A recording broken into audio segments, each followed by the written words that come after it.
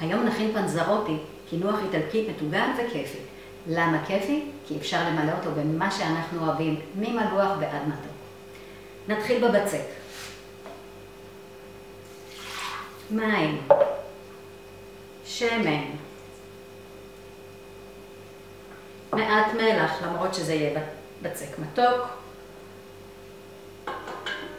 קמח,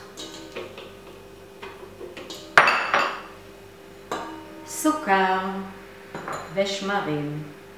נשתדל לשים את השמרים בסוף כדי שלא ייגעו בשמן ובמלח ישירות. השמרים לא אוהבים אותם, הם מונעים מהם מלהתפתח כמו שצריך. סיימנו את הכנת הבצק כמעט, כל מה שנדרש זה 10 דקות לישה, לא להתפשר על פחות, ולאחר מכן חצי שעה, שעה מנוחה. תודו, אין קל מזה. זה נע חצי שעה בערך, ועכשיו אנחנו נרדד אותו. לצורך זה נקמח מעט את המשטח, רצוי לא לקמח יותר מדי, שהבצק לא יאבד את המרקם הרך והטוב שלו. נקמח גם את המערוך ומתחילים לרדד. עם כוס או עם רינג אנחנו קורצים עיגולים בבצק, ואז מתחילים למלא אותם בתערובת שהכנו. אפשר למלא בתערובת מלוכה ואפשר בתערובת מתוקה. אני בחרתי במתוקה. במתוקה הזאת יש לנו גבינת מסקרפונה וגבינה נוספת שמדללת קצת את אחוזי השומן הגבוהים שלה. אני אוהבת להוסיף למלית סוכר, קינמון ווניל.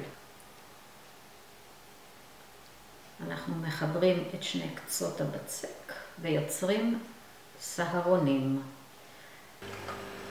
וכשמקבלים את הצבע השזוף גם בצד השני, הם יוצאים החוצה.